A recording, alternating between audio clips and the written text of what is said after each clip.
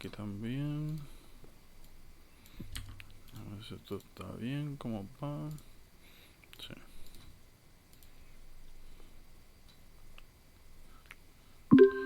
Bien. Ahorita me preguntaron por los sites.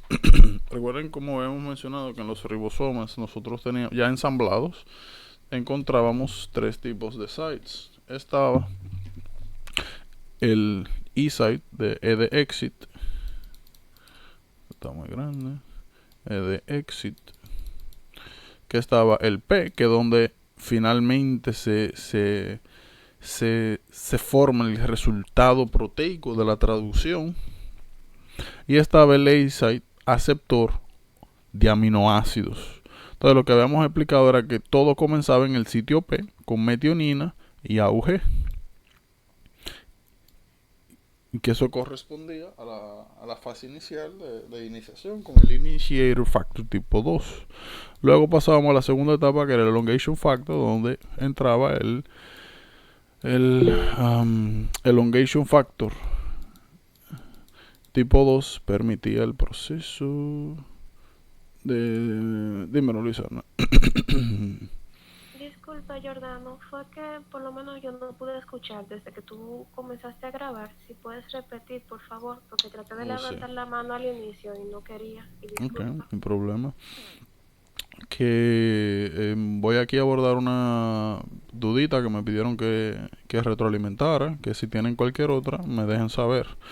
Lo que estaba mencionando era que la duda se trataba de los sites, de los espacios, los lugares ribosomales. Luego de que ya esté ensamblado tenemos el E-site, E de exit, de salida, de como vemos acá, a medida que los ARN de transferencia van dejando los aminoácidos, por ahí es donde van saliendo los ARN de transferencia sin cargar, que vuelven entonces al proceso de carga. Se le pone aquí otro aminoácido y vuelven por aquí y demás. El P-site, como vemos acá al final, es la parte del ribosoma donde termina descansando la proteína. P de proteína, E de exit y A de aceptor de aminoácidos. Y donde se van formando la cadena de aminoácidos, que fue lo que nosotros vimos acá. Donde todo comienza por P, miren aquí metionina, llega un nuevo ARN de transferencia, ese ARN de transferencia se pone aquí en el ACE trayendo un aminoácido, se forma aquí, se transfiere la metionina del lado P al lado A para formar un enlace peptídico a través de la enzima peptidiltransferasa y que posteriormente, cuando ya se formaba el enlace peptídico, este ARN de transferencia, que inicialmente fue el que trajo la metionina, se pasa al espacio E para salir, ya eso es su función, y entonces el ARN de transferencia, donde está pegado el péptido, pasa al estado P, o al lado P, que eso es lo que estamos viendo aquí, y ya luego sigue el ciclo. Viene nuevamente otro ARN de transferencia con otro aminoácido. Como ustedes saben, la secuencia está dictada por el RNA mensajero y así. Exit es donde se van desechando, saliendo los ARN de transferencia luego de que traen el aminoácido. El A-site es el aceptor, el que recibe los nuevos ARN de transferencia con los aminoácidos que se van a necesitar para la síntesis de proteínas en el proceso de traducción. El P-site, como ustedes ven, es donde realmente se van depositando los residuos peptídicos que posteriormente forman proteínas. Está un poquito más claro ahí.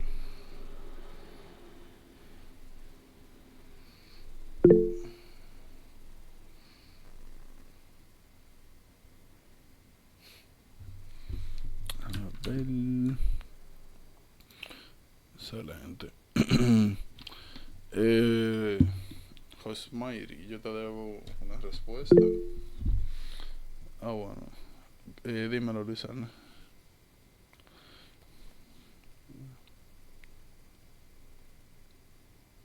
Hello, Luisana. ¿Vi una mano? ¿O fue sin querer? No, fue sin querer que estoy teniendo un problema con la conexión. Sorry. Oh, chévere, no hay problema. Déjame ver si me quedó alguna otra pregunta de las que me escribieron.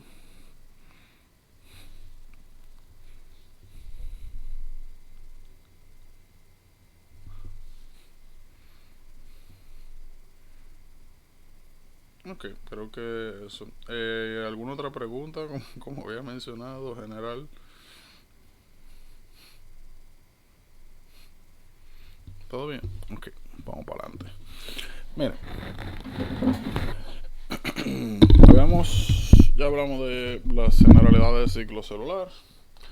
Habíamos quedado en que íbamos a iniciar aquí hablando de los diferentes tipos de organelos. Ya nosotros hablamos del fundamento general del esquema que tenemos que tener con los organelos. Y eso es lo que vamos a hacer. Primero, retículo endoplasmático rugoso. Nosotros mencionamos que cada vez que abordemos un organelo, lo primero era venir acá. Después de la clase pasada. Lo primero era venir aquí. Smooth. Sería rough. Venir acá. ¿Sabe de qué estamos hablando?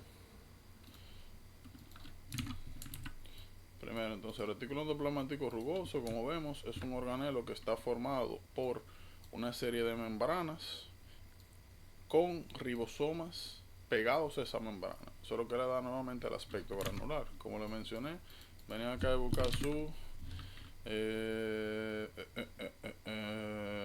electron micrograph para que, como yo le digo siempre, no le den con la de mito, sino que conozcan más o menos cómo se ven las estructuras para, si posteriormente le salen preguntas así, que le señalen y le dicen, miren qué pasa aquí o miren qué pasa allá, tengan una idea de qué es lo que realmente están viendo. Miren, retículo endoplasmático rugoso. Y la ubicación, ya nosotros vimos que regularmente está el núcleo y por afuera del núcleo que está el retículo endoplasmático rugoso. Miren, ¿qué tenemos que saber del retículo endoplasmático rugoso? El retículo endoplasmático rugoso se encarga de dos cosas de manera general. Uno, ya nosotros conocemos los ribosomas, lo vimos aquí cuando hablamos de síntesis proteica.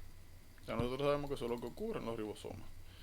Entonces, si tenemos un organelo que está forrado de ribosoma, una de las cosas que pasan es que en el retículo endoplasmático rugoso se sintetizan proteínas. Ahora, tenemos que saber que en las células vamos a encontrar tres tipos de proteínas dependiendo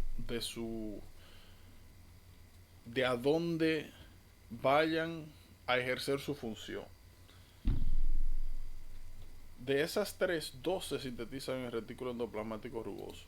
Todas las proteínas que van a ser secretadas, que van para afuera de la célula, que su función es fuera de la célula, como por ejemplo ahorita vamos a hablar de síntesis de colágeno, esas se sintetizan en el retículo endoplasmático rugoso, todo lo que va para afuera. Cada vez que ustedes vean que una proteína se sintetiza en el retículo endoplasmático rugoso, eso es porque va para afuera de la célula, ese es el destino de esa proteína. El segundo componente proteico son las proteínas que van a la membrana celular. Un poquito más adelante nosotros vamos a ver que la membrana celular tiene muchos receptores, tienen canales, tienen poros y todas estas estructuras son proteínas. Todas las proteínas que van a la membrana celular fueron sintetizadas en el retículo endoplasmático rugoso. Y eso sucede en estos ribosomas que están aquí afuera. ¿Qué sucede? Luego de que una proteína se sintetiza en estos ribosomas, puede entrar en lo que le llaman las cisternas, las partes internas del retículo endoplasmático rugoso. Y aquí viene la segunda función. Modificaciones post-traslacionales. Ahí nosotros mencionamos las chaperonas, que eran proteínas que se encargaban de modular, de reshapear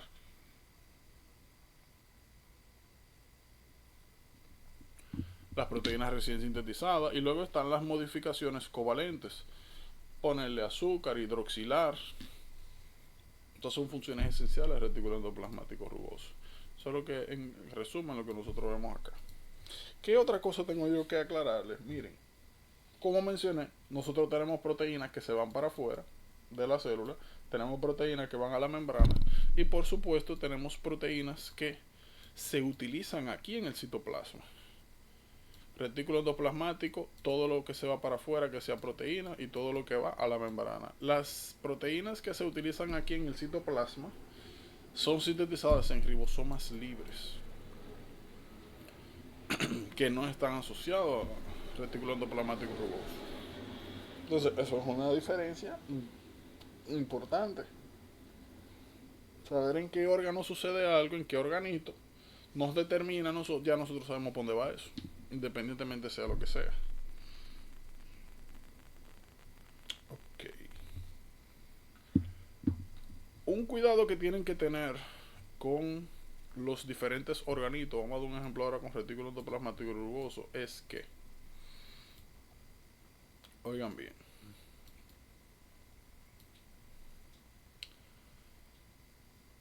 dependiendo de qué haga una célula en específico, puede tener muy desarrollado o poco desarrollado este o cualquier organismo. Por ejemplo, las neuronas.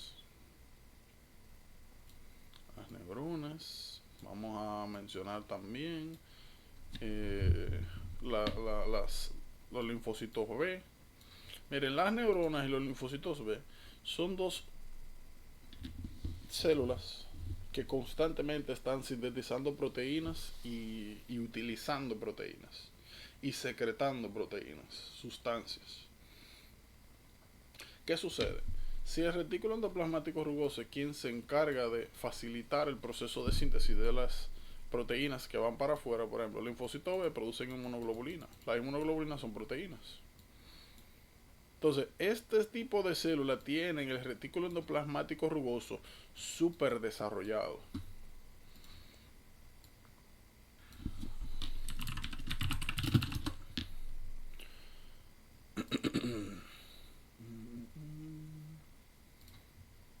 Lo tienen súper desarrollado. Cada vez que usted vea una célula donde le digan o le muestren que el retículo endoplasmático es grande, está muy desarrollado, ya lo primero que le tiene que llegar a usted a la cabeza es, ok, a mí no tienen que decírmelo, ya yo sé que esa célula se especializa en sintetizar proteínas que van a ser secretadas, porque eso es lo que me está indicando esto.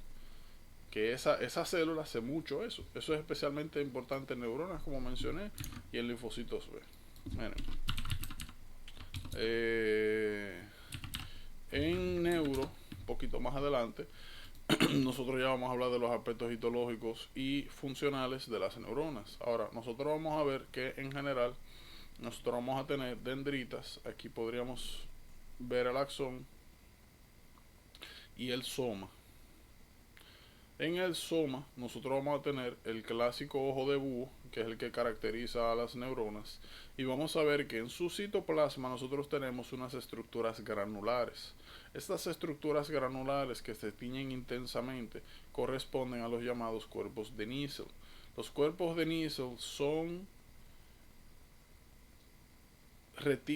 corresponden a retículo endoplasmático rugoso. Tienen que saber que los cuerpos de Nissl normalmente están solamente en el soma. No se van, no aparecen en los axones, solamente acá. Y cuando aparecen aquí, en el axón, indican es daño neuronal. Importante, pero normalmente aquí donde están. Entonces, otra de las cosas que vamos a ver es precisamente esto.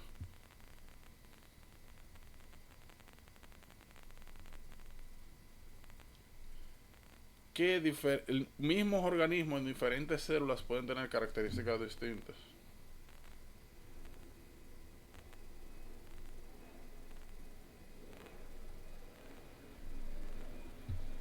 Y cada vez que eso aparezca y suceda, ya ustedes saben que algo va a poner la atención.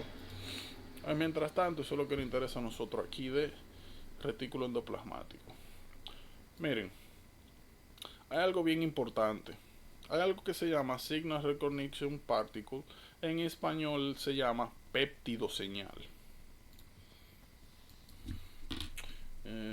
Signal Recognition Peptide Particle. Mm, mm,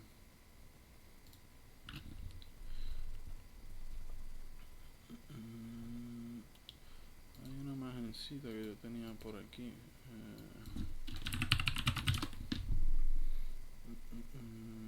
Miren,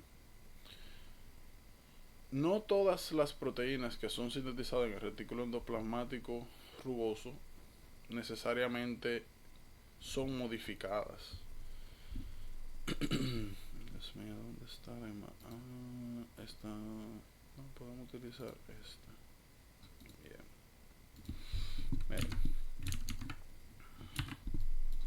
Como mencionamos, en el retículo endoplasmático rugoso nosotros podemos sintetizar proteínas y modificarlas. Ahora, no todas las proteínas que se sintetizan en estos ribosomas entran aquí a la cisterna y son modificadas. Para eso nosotros tenemos el Signal Recognition Particle, o también llamado, como mencioné, péptido señal. Miren, esto es retículo endoplasmático rugoso, estos son ribosomas, su unidad mayor, su unidad menor. Miren, aquí viene el RNA mensajero, trae la información para la síntesis proteica, aunque aquí no están representados, y ustedes saben que están los sites, y ustedes saben que aquí vienen los ARN de transferencia que traen los aminoácidos, se forma el péptido. Esto que ustedes están viendo aquí es el péptido que se va sintetizando. ¿Qué me interesa que vean? Miren, cuando una proteína está diseñada para ser modificada luego de la traducción, tiene al principio de la proteína esto llamado péptido señal. El péptido señal ancla la proteína que se está sintetizando al retículo endoplasmático rugoso. Y a medida que se sintetiza esa proteína, se va virtiendo dentro, como ven acá, del retículo endoplasmático rugoso. Cuando hay péptido señal positivo, eso significa, como mencioné, que esa proteína, a medida que se sintetiza, se mete dentro del retículo endoplasmático rugoso y va a ser modificada posteriormente. Yo puedo aquí comenzar a agregar grupos hidroxilos. Yo puedo aquí comenzar también a esta proteína. En vez de que tenga esta forma, yo puedo cambiarle su forma y ponerla, por ejemplo, como un cuadrado a través de las chaperonas. Esta, ponerlo como un cuadrado. Puedo agregarle grupo hidroxilo. Puedo también agregarle N-oligosacáridos. N-oligosacáridos. Puedo hacer varias cosas dentro del retículo, en la cisterna del retículo. Pero ¿quién es que me dicta a mí qué es lo que se va a hacer con esta proteína? Y si entra o no entra, el péptido señal. Entonces eso es bien importante. Cada vez que ustedes le digan que miren que en una célula X se está sintetizando una proteína y se ve que la información genética da una proteína rígida, pero que cuando entra el retículo endoplasmático rugoso, en vez de salir así, sale circular. ¿Qué fue lo que pasó? Bueno, que esa proteína tenía al principio un péptido señal, que esa proteína, luego de ser sintetizada, entró al retículo endoplasmático y fue modificada. ¿Ya? Eso es lo que llamamos modificaciones post-translacionales.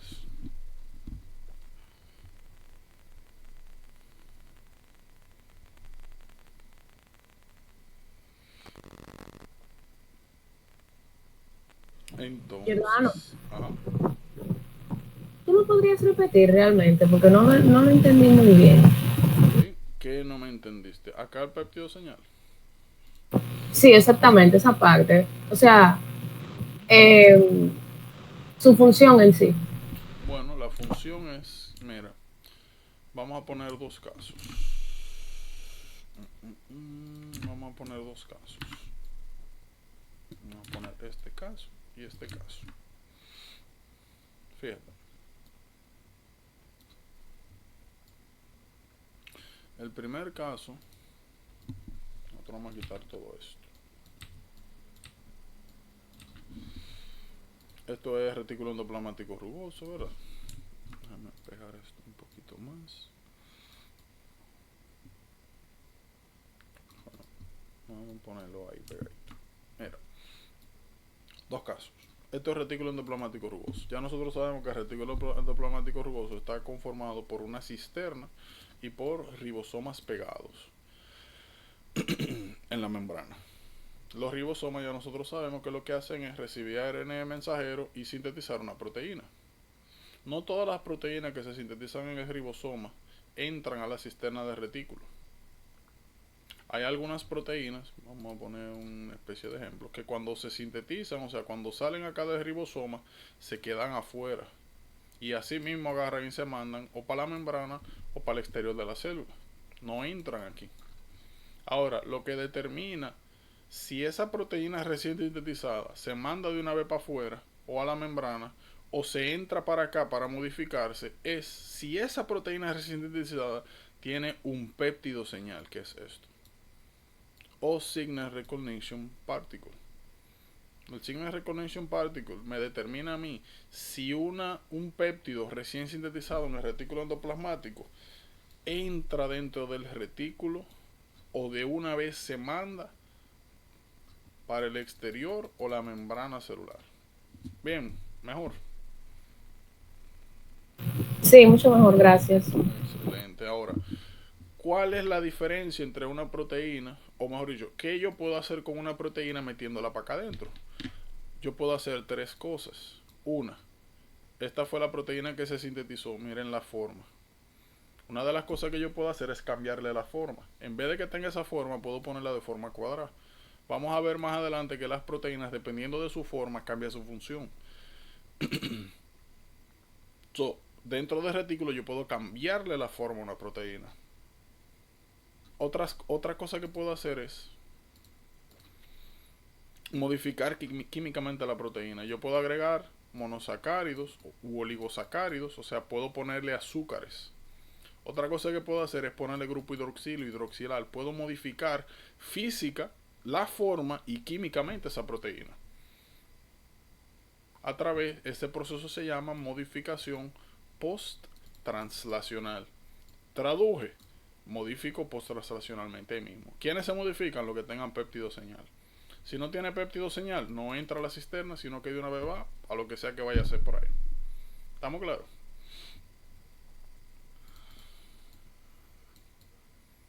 Bien. Entonces, eso es retículo endoplasmático rugoso. Retículo endoplasmático liso. Miren, retículo endoplasmático liso, a muy diferente al retículo endoplasmático rugoso, no tiene absolutamente nada que ver con proteínas. Lo contrario. El retículo endoplasmático liso o SMUT de lo que se encarga es de la síntesis principalmente de lípidos y de algunos procesos de detoxificación, de manejo de sustancias tóxicas. Cuando se trata de lípidos es específicamente la síntesis de esteroides, de hormonas sexuales, testosterona, estrógenos y compañía, cortisol, aldosterona. Entonces, ¿qué nos indica esto? Tejidos que se encargan de detoxificar sustancias, tejidos que se encargan de sintetizar hormonas esteroides de manera constante, significa que necesitan mucho retículo endoplasmático liso. Por ejemplo, hígado. Vamos a ver cuando entremos a GI, a gastrointestinal más adelante, que el hígado es el órgano que principalmente se encarga de eliminar la mayoría de las sustancias. Un poquito más adelante vamos a hablar de alcohol, etanol. Vamos a hablar de metanol también. Y el hígado es el que se encarga de metabolizarlo. Por ende, los hepatocitos tienen un retículo endoplasmático liso prominente, porque eso es lo que hacen. En eso se basa su función.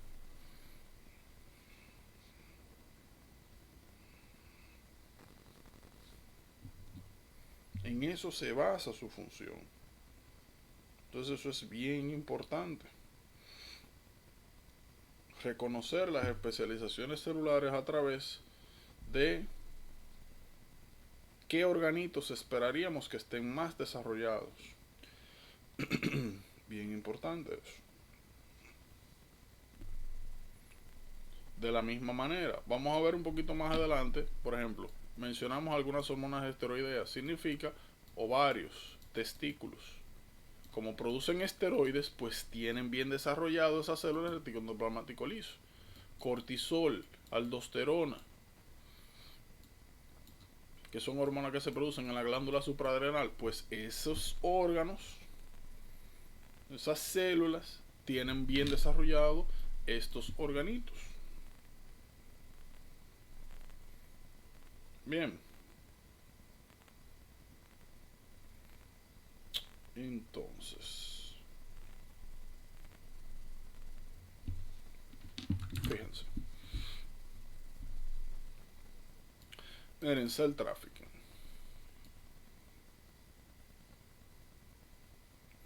Nosotros vamos a comenzar a ver ahora. Por ejemplo, hace un momento nosotros mencionamos. Vamos a quitar esto.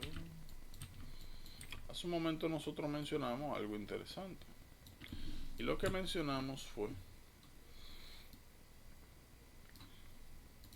que la gran mayoría de sustancias, de proteínas que se sintetizan en el retículo endoplasmático rugoso, o se van para afuera de la célula o se van para la membrana. Significa que si yo tengo aquí el núcleo y aquí tengo el retículo endoplasmático rugoso, si yo estoy mandando esas proteínas de aquí para acá afuera, yo tengo que tener algún tipo de sistema de tráfico, de comunicación, de cómo enviar eso, de que no se me pierda de camino. Pues estas sustancias, estas proteínas, al igual que otras que vamos a mencionar ahora, están dirigidas a través de un sistema de tráfico celular. Este sistema de tráfico celular está compuesto principalmente por tres proteínas: COP1, COP2. Yo sé que COP1 por si acaso, COP2 soy yo que le digo así de manera. COP1, COP2. ¿Qué es lo que nosotros estamos viendo aquí? Primero, aquí hay un organito nuevo, aparato de Golgi. Miren, el aparato de Golgi, considérenlo como un organelo que sirve como un centro de redistribución. La mayoría de las sustancias que van de un organito a otro, o que se sintetizaron aquí van para afuera, o que se trajeron de afuera hacia adentro, pasan por el aparato de Golgi. Pasan por aquí y de aquí se decide para dónde va eso. Piénselo como si fuera un almacén, como le dije, un centro de distribución. Aquí se chequea todo lo que entra, todo lo que sale y se confirma, se decide para dónde va cada cosa.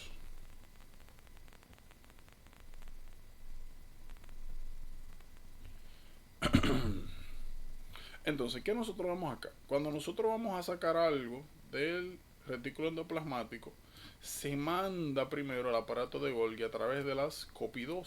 Entonces, las COPI2 se encargan del movimiento anterógrado. Si la célula, nosotros tenemos el núcleo acá, cada vez que nosotros movemos algo del núcleo hacia afuera, eso es transporte anterógrado. Por ende, es retrógrado, es lo contrario, de afuera hacia adentro, retrógrado. Entonces las COPI2 me permiten a mí el movimiento anterógrado de sustancias. De retículo pasa a Golgi. De Golgi se forman las llamadas vesículas secretoras para afuera.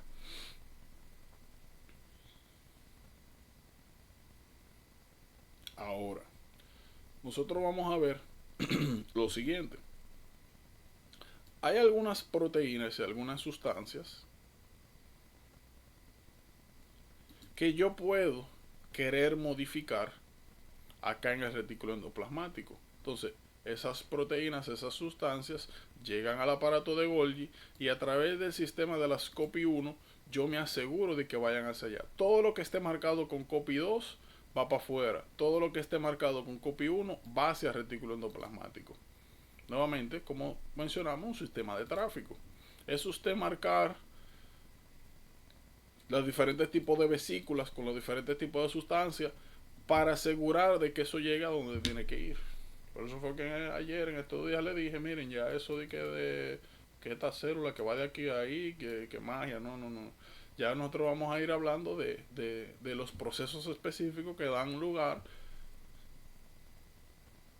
y de las proteínas que se encargan de que los procesos se den y que sucedan en una dirección, que sucedan de manera pertinente, que sucedan de manera directa, con dirección. Desde ahora en adelante, cada vez que mencionemos COP2, eso ya significa que es algo que está saliendo desde adentro para afuera. Cada vez que hablamos de COP1 es algo que se está trayendo desde afuera hacia adentro. Movimiento anterógrado, movimiento retrógrado. Ahora, en el cell trafficking nosotros tenemos una proteína llamada clatrina. Miren lo que hace la clatrina. La clatrina se pega a la membrana, es una proteína, se pega a la membrana.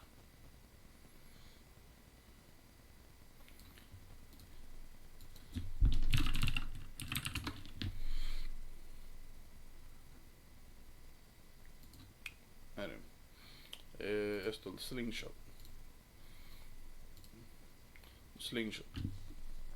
Ustedes ven esto, la goma.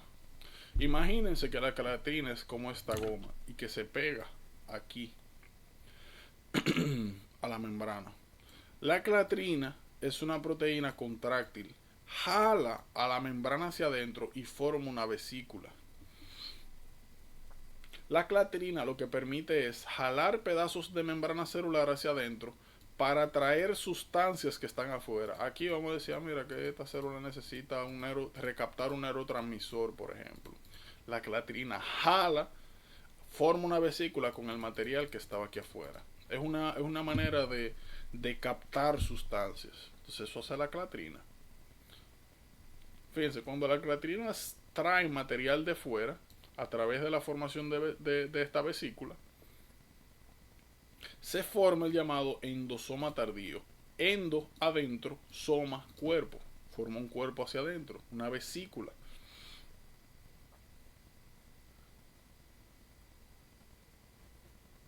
¿Qué sucede? Lo más común que pasa con los endosomas es que a medida que que se adentran al citoplasma, se convierten en endosomas tardíos.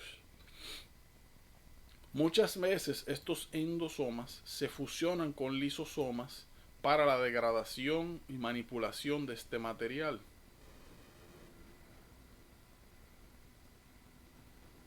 Como ustedes ven acá, Golgi también puede manejar a los endosomas. Puede quitar material o puede poner material, ya sea para su eliminación en los lisosomas o para la secreción posterior de estas. Sencillamente eso. Desde ahora en adelante, cuando hablemos de clatrina, tenemos que pensar en una proteína que tracciona la membrana y que me trae material de fuera. Cada vez que pensemos en lisosoma, tenemos que pensar en destrucción de sustancias, en eliminación.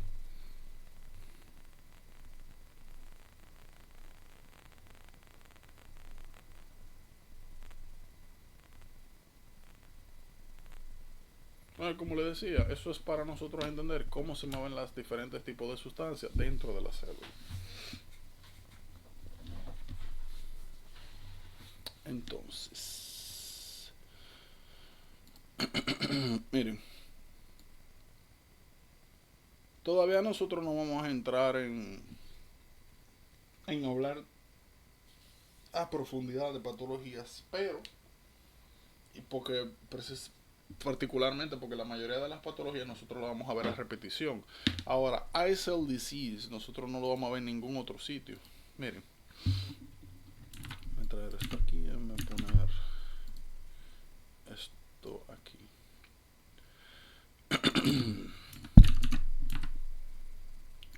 Miren, nosotros no vamos a concentrar acá para que nos no podamos entender. Miren, los lisosomas, como nosotros mencionamos, son uno de los sistemas de eliminación de sustancias celulares. Aquí se generan de Golgi, se mandan acá al lisosoma enzimas digestivas, enzimas líticas.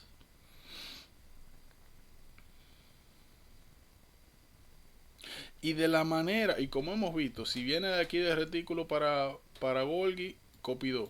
Si viene de Golgi al retículo, COPI1. Si viene de la membrana hacia adentro, clatrina. Ya nosotros sabemos que hay un Cell Trafficking System. Entonces, ¿cómo yo llevo sustancias o cómo yo hago que las enzimas líticas lleguen al lisosoma? Pues yo las mando desde el aparato de Golgi con un marcador que se llama manosa 6-fosfato. Así como las COPI y así como la clatrina me dicen hacia dónde va cada cosa, así las enzimas líticas lisosomales vienen del aparato de Golgi a través de un marcador manosa 6-fosfato. ¿Qué es importante que sepan? En ICL disease nosotros tenemos deficiencia de N-acetilglucosamil, glusaminil 1-fosfotransferasa. Esa es la enzima que me permite a mí marcar esas enzimas con manosa 6-fosfato. ¿Cuál es el problema de eso? Que si para yo determinar que algo llega aquí necesito manosa 6-fosfato, si no tengo la enzima que hace eso, significa que en vez de yo mandar a los lisosomas, voy a comenzar a mandar esas enzimas a sangre, para afuera. Entonces, en vez de yo tener enzimas líticas aquí para digerir sustancias de manera selectiva, yo voy a estar mandando a los diferentes tejidos de manera constante enzimas que comienzan a digerir todo menos lo que tienen que digerir. Comienzan a digerir el cuerpo literalmente, de adentro hacia afuera, como dice. Comienza a alterar tejido conjuntivo, tejido sanguíneo, vascular. La característica principal de ICL disease es que en plasma sanguíneo comienzan a aparecer enzimas lisosomales que no deberían estar ahí. Eso debería estar en los lisosomas, no en el plasma. Y por esta característica es que o sea, de que en sangre salen enzimas lisosomales, enzima lítica, donde sea que pasen esa enzima, comienzan a destruir. Si le pasan por al lado un eritrecito, lo destruyen. Si pasan por el cristalino, lo destruyen. Lo que sea. Si caen en alguna articulación, destruyen. Por eso es que la presentación es tan florida. Porque es que sencillamente donde quiera que eso caiga va a comenzar a destruir. Entonces, conocer el cell trafficking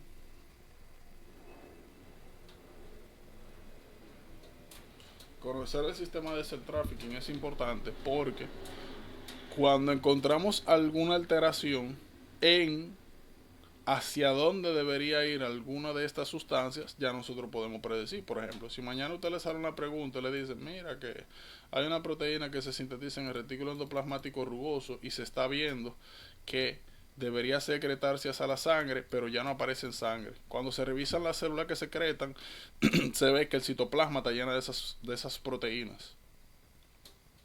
Sin yo tener que decirle nada, y sin nadie tener que decirle nada, ya te puede sospechar que un problema de la copy, porque ya nosotros vimos que las copy, acá, las copy 2, son las que se encargan de lo que sea que se haga aquí, mandarlo para afuera.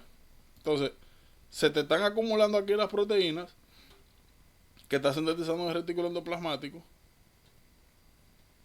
Se te están llenando las células de eso, pero no aparece en sangre. Entonces, es que no está saliendo. ¿Y cómo van a salir si hay problema con las copias? Entonces, lo importante de conocer estos fundamentos es precisamente eso. Que de aquí en adelante ya uno va como entendiendo cómo funciona la cosa, cómo es que salen, cómo es que entran. Y cuando nos hablan de aspectos patológicos, ya sean de verdad o inventados, pues uno tiene una idea general de qué realmente es lo que está sucediendo. ¿Tienen alguna duda por aquí o todo bien?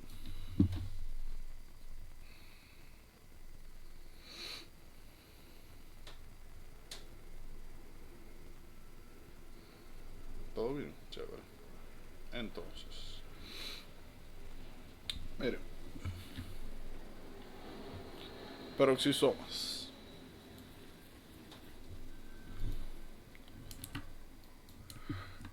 Peroxisomas son Es un organito bien especial. Oigan bien. La gran mayoría de los organelos están formados, como ven, por membranas. Miren, por ejemplo, aparato de Golgi.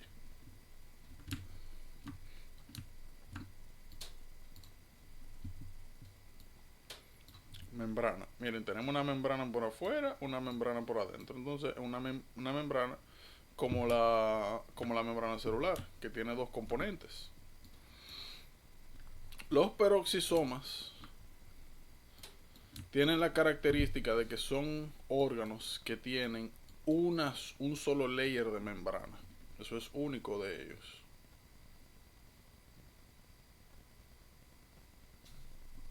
En general, las funciones de los peroxisomas son bien específicas.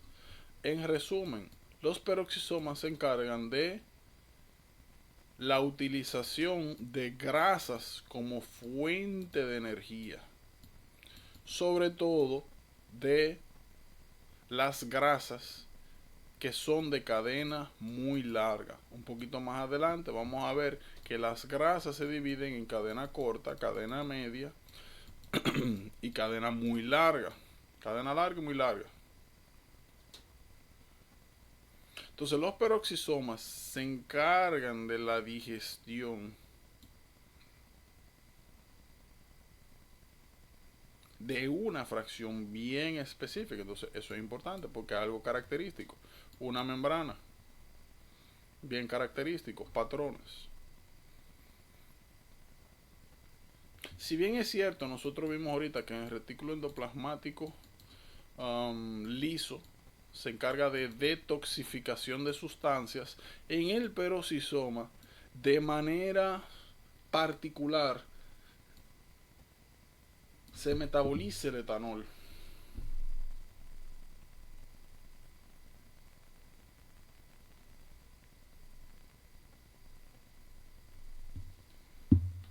Eso es importante. Entonces, sí, porque es una diferencia. El retículo endoplasmático, toda la toxina del mundo que usted puede imaginarse. Ahora, etanol, peroxisoma. Eso es bien importante. Fíjense, en los peroxisomas ocurre importantemente síntesis de colesterol, ácidos biliares y una serie de sustancias que lo vamos a mencionar ahora mismo, no como plasmalógeno para no confundirnos, sino como fosfolípidos de membrana, o sea, lípidos. Cuando hablamos de retículo endoplasmático liso, mencionamos también que eran importantes en la síntesis de lípidos, pero un lípido muy especial, de esteroides. Entonces, cuando hablemos de síntesis de esteroides, retículo endoplasmático liso. Cuando hablemos de colesterol y de fosfolípidos, tenemos que entonces referirnos a peroxisoma. Como ustedes ven, tenemos varias patologías. No se preocupen que esa patología la vamos a ver en su momento. I-cell disease la hablamos porque esa patología nada más se ve aquí. Y nos permite a nosotros explicar parte de los conceptos. Esta patología la vamos a ver más adelante su tiempo. Entonces, fíjense que es lo que nosotros estamos haciendo. Estamos cogiendo los diferentes organelos, estamos viendo de qué se encargan de manera específica, cuáles son las características que nos permiten identificar ese organelo y comparándolo con otros, para no confundirnos, porque uno puede fácilmente decir, ah, mira, síntesis de grasa, y venía aquí, esteroides, pero los esteroides son grasas, sí, pero son diferentes. Entonces, diferentes tipos de lípidos se manejan de manera diferente en diferentes organelos. Proteasoma. Miren, hay dos sistemas principales de eliminación de sustancias en el citoplasma.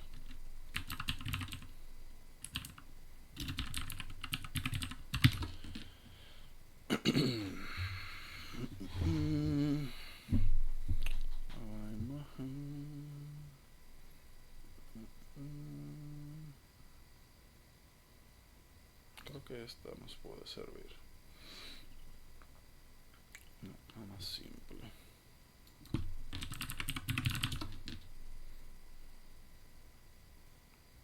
Porque esto Ok, vamos a hacer esto. Déjame ver si vamos a usar esta imagen. Era un proteosoma. Proteosoma es otro organelo de interés. Miren, nosotros, como le mencionaba hace un momento, nosotros tenemos principalmente dos sistemas de eliminación de sustancias en el citoplasma. Uno, ya lo mencionamos, que es el lisosoma. En el lisosoma por lo general se elimina de todo, sobre todo sustancias extrañas externas y sobre todo lípidos, proteínas conjugadas, o sea, proteínas con otras cosas y carbohidratos. Ahora, el segundo sistema de eliminación son los llamados proteosomas. Esto que ustedes están viendo aquí es un proteosoma. El proteosoma, como ven, es un organelo, es una estructura de manera que tiene una estructura en barril, en un barrel shape. Y de lo que se encarga, como mencioné, es de la eliminación principal de proteínas. Entonces miren esta proteína. Imagínense que esta proteína ya o yo no la necesito o se alteró, se dañó. No me sirve. Entonces, una de las cosas que yo puedo hacer para eliminarlas es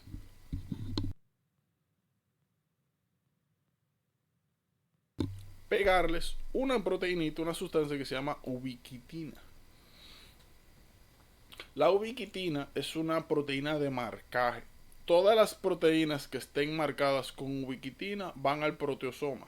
Entonces, ¿qué hace el proteosoma? Fíjense, capta las proteínas que tienen ubiquitina, les quita la ubiquitina y por aquí por abajo comienzan a salir, miren acá, la proteína que entró digerida en segmentos. Es un proceso, el proteosoma es un proceso, un organelo que se encarga principalmente de la eliminación de proteínas. ¿Qué es el elemento esencial acá? Que son proteínas que tienen que estar marcadas por ubiquitina. Por eso generalmente se le denomina esto sistema ubiquitina proteosoma. Esto que ustedes están viendo aquí es bien importante en algunos procesos fisiológicos y farmacológicos, por ejemplo.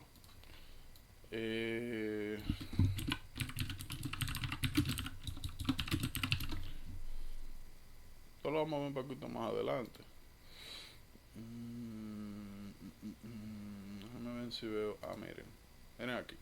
Este pana tenía un yeso en este pie. Se lo quitaron.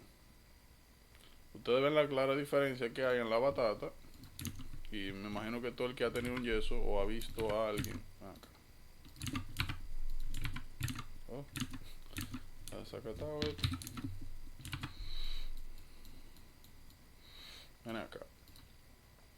Hay una clara diferencia entre esta batata y esta de aquí. Y el pie en general se ve más flaquito.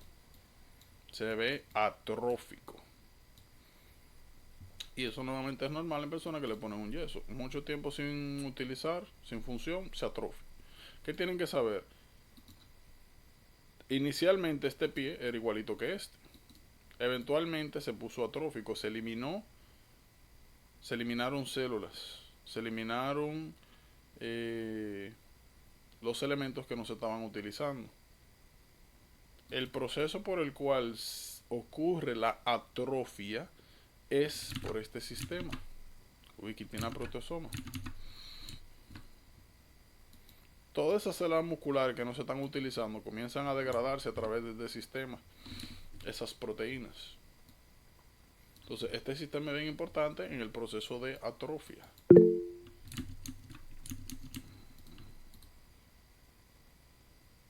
Okay. ¿Cómo se llama el proceso cuando salen las proteínas? O sea, no entiendo bien. ¿A qué te refieres? ¿Aquí, a o B? ¿O C? ¿A cuál de todos? O sea, ¿te refieres a esto de aquí, a esto de aquí o a esto de aquí? Para seguirte mejor. B. B. No, esto sencillamente se llama a sí mismo digestión proteica. Digestión proteica. un proceso de digestión proteica donde se fragmenta, como ustedes ven, la proteína inicial y se le quitan los fragmentos de ubiquitina para volver a utilizarse. Se recicla. Entonces, digestión proteica a través del proteosoma. Sencillo como eso. Entonces, atrofia es importante. Lo vamos a ver en patológica. Y se vale de este proceso para eliminar el excedente de proteínas que no estamos utilizando. Como mencioné, hay dianas farmacológicas. Un poquito más adelante nosotros vamos a hablar de mieloma múltiple. Y vamos a ver que uno de los fármacos que se utiliza es uno llamado bortezomib. Bortezomib es un inhibidor de la ubiquitina proteosoma. Y vamos a ver que mieloma múltiple es una enfermedad donde se sintetizan muchas inmunoglobulinas, muchas proteínas. Muchas de esas proteínas son anómalas, inútiles, y se eliminan por este sistema. Si usted inhibe este sistema en una célula cancerígena que está secretando mucha inmunoglobulina que no se puede eliminar, lo que pasa con esa célula eventualmente es que se llena de sus propias proteínas mal plegadas y eventualmente apoptosis, muere. Sencillo como eso.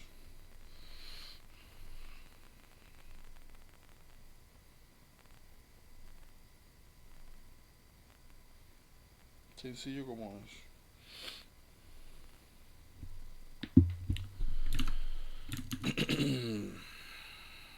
Estamos bien aquí con esto. Y nuevamente, más adelante vamos a hablar de más patologías, de más observaciones con esto. Como les he dicho en varias ocasiones, lo que nos enfocamos ahora es en hablar de las bases, entender qué es esto, cómo funciona y entender que hay algunas correlaciones, pero más adelante vamos a ir expandiendo qué otras patologías se relacionan con esto. Lo que nos interesa ahora es entendimiento. Imagino que estamos claros aquí. Miren, citoesqueleto.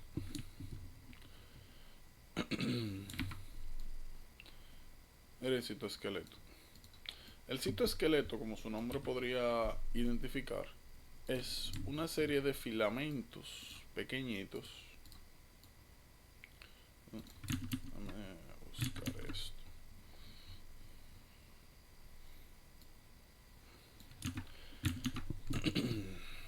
Ponerlo aquí. Miren ahí. El citoesqueleto, como su nombre dice, son una serie de filamentos proteicos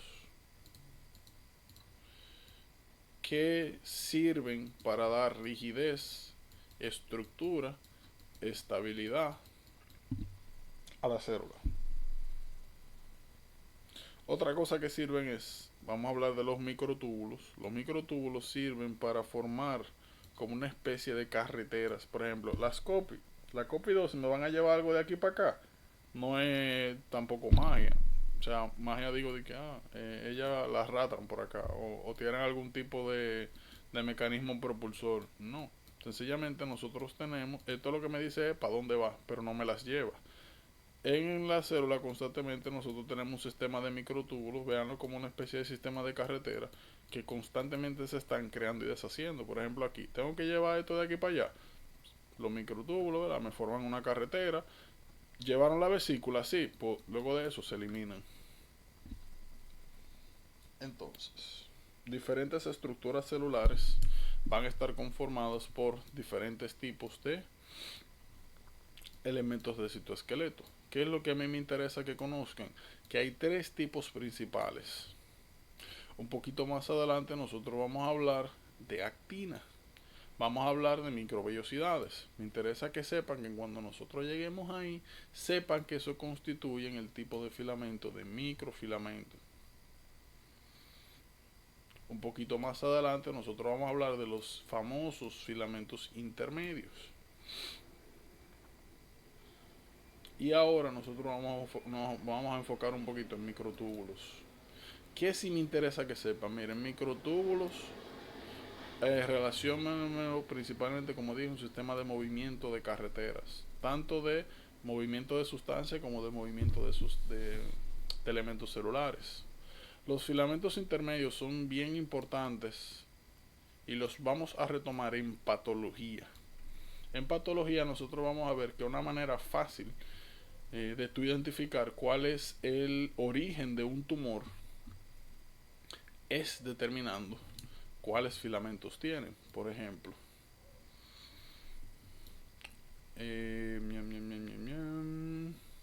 citoqueratina. Citoqueratina. Todos los tumores, benignos o malignos, que tengan origen en células que sean de un epitelio plano, estratificado, ya sea queratinizado o no queratinizado, van a tener citoqueratina.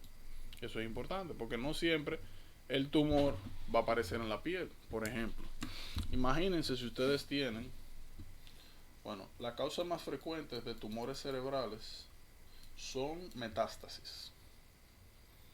Imagínense que mañana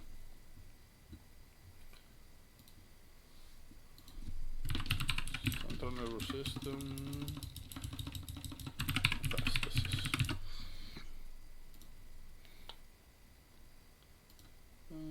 Mira acá. Imagínense que mañana ustedes ven esto. Le traen un paciente, como vamos a poner un señor de 55 años, que llegó por epilepsia. Bueno, más que epilepsia, un seizure, tuvo un seizure. Y cuando llegó, lo estabilizaron, le hicieron una imagen y encontraron una masa aquí, una masa aquí, una masa aquí, una masa aquí, otra aquí, otra aquí, otra aquí, otra aquí, varias masas. Antes de eso nunca había tenido síntomas ni nada.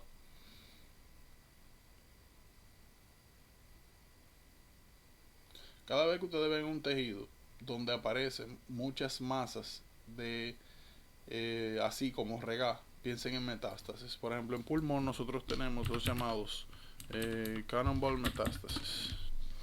Eso lo vamos un poquito más adelante. Los cannonball metástasis. Cada vez que ustedes ven eso, un reguero de masa que aparecen distribuidas, así como a lo loco, metástasis. Entonces, imagínense que el paciente dice que él no tiene ningún síntoma ni nada, pero tiene metástasis en el cerebro. Entonces, ven acá, tú tienes un tumor, un cáncer por ahí, tú no sabes que lo tienes, y lo que presentaste fueron los síntomas de la metástasis. Entonces, la primera pregunta que viene después de eso es, ¿dónde está el tumor primario? El tigre no se siente nada y no tiene nada. Entonces, no hay síntomas, no hay nada. Bueno, pues lo segundo es, uno agarra, coge aquí, coge una biopsia de esta masa, por ejemplo, esta que está bien superficial, coge una biopsia.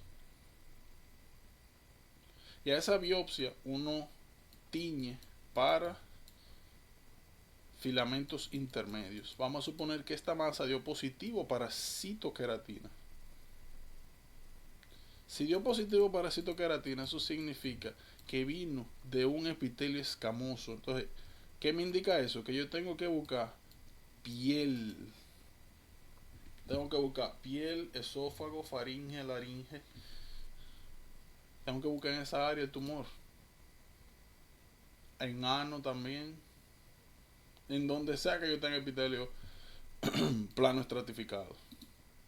Entonces, en patología nosotros vamos a ver que los filamentos intermedios nos van a guiar a nosotros hacia dónde tenemos que buscar cuando no encontramos el tumor primario, sino una metástasis.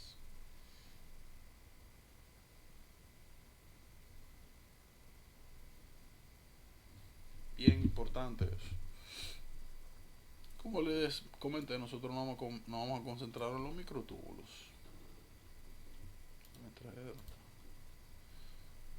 ya rayamos mucho aquí. Y por si acaso, cuando yo le comienzo a hablar así de cosas que vamos a ver un poquito más adelante, es para que cuando ustedes hagan la revisión de esto entiendan por qué desde ahora yo les digo, miren, es importante que conozcan esto. Actina, como le dije, miocina, microvila, y cuando hablemos de sistema gastrointestinal, sistema de absorción, es importante que se aprendan estas cosas desde ahora, porque así cuando lleguemos a esos tópicos, estamos en la misma página. No tenemos que devolvernos de que, miren, mírenlo allí, ¿se acuerdan? Ya estamos ubicados. Miren, microtúbulos. Deme un segundito, por favor.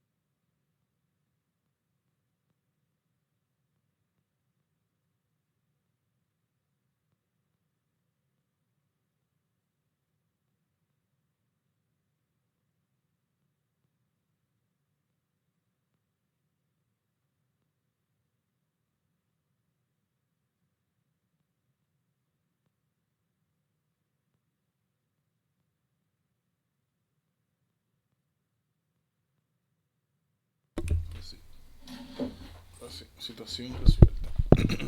Ñam. Microtúbulos. Bueno, como mencionamos, los microtúbulos son estructuras esenciales de citoesqueleto. Es importante que conozcan la estructura general. Como ven acá, también tienen forma de barril. Vemos que hay dos colores, eso significa que hay dos tipos de componentes. Está alfa beta tubulina. Como ven, hay también una polaridad. Significa que aunque sea una estructura en barril, hay una parte de arriba, una parte de abajo, no es de que indistinta, eso es importante. Y como vemos, esto es componente estructural importante de varios componentes celulares. Hay algo importante. Miren este término. Heterodímeros. Hetero, diferente, dímeros, dos. Como vemos acá, es una conjunción de alfa, beta tubulina. Tienen que saber que aquí, aunque no esté representado, como dice acá, cada uno de estos segmentos tiene 2 GTP.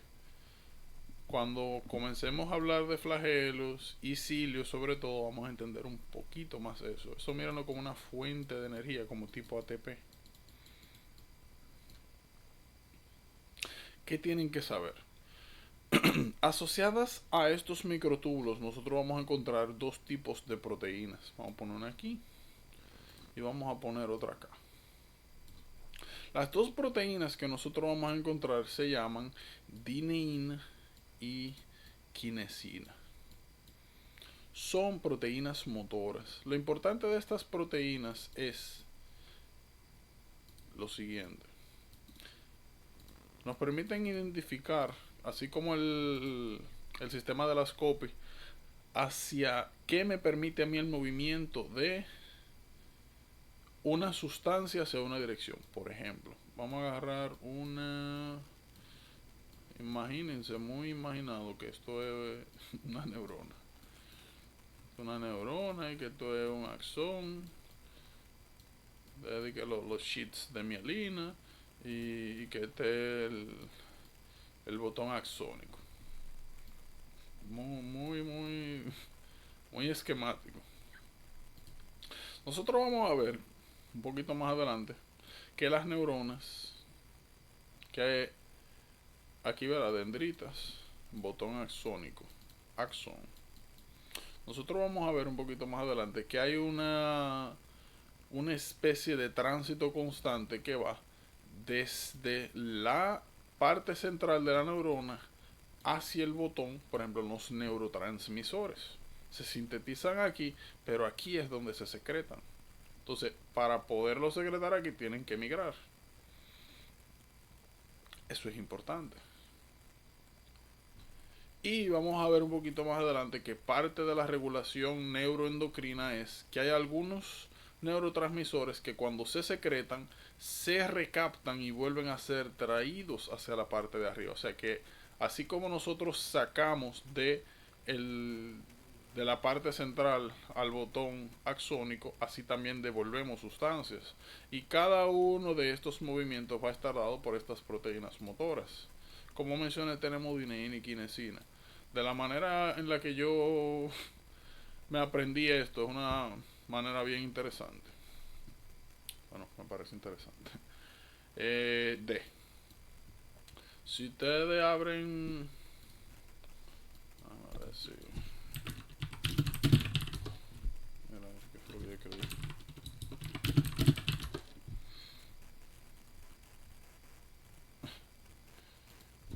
Give me hand sign. Oh, miren, hand gesture. Ok, esto puede servir.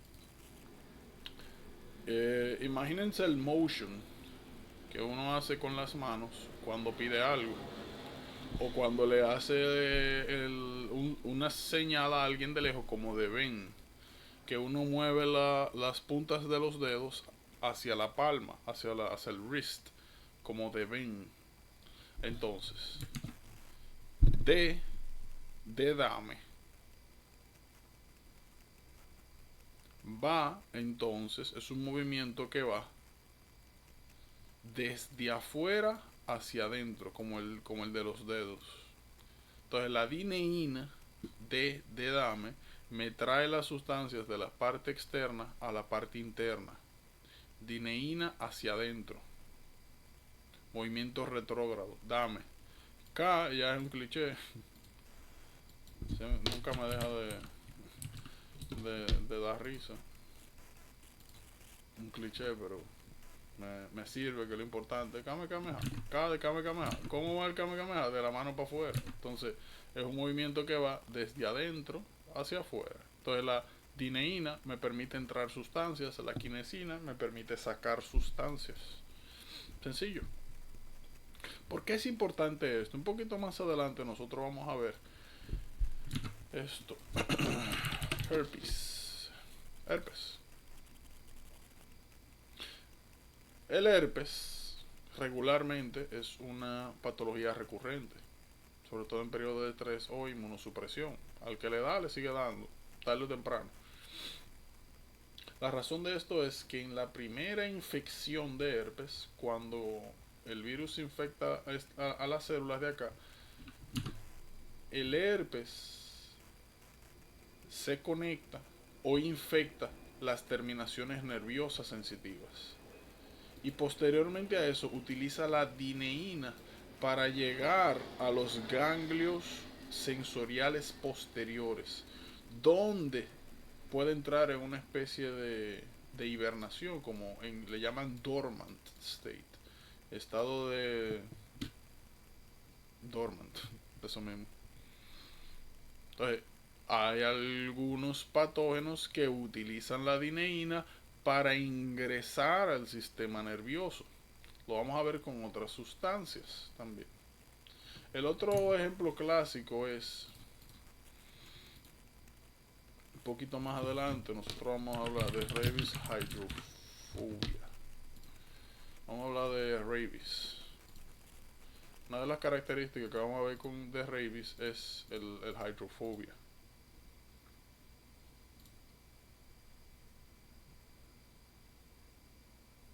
Las personas que tienen rabia, aunque quieran beber, no pueden, desarrollan hidrofobia.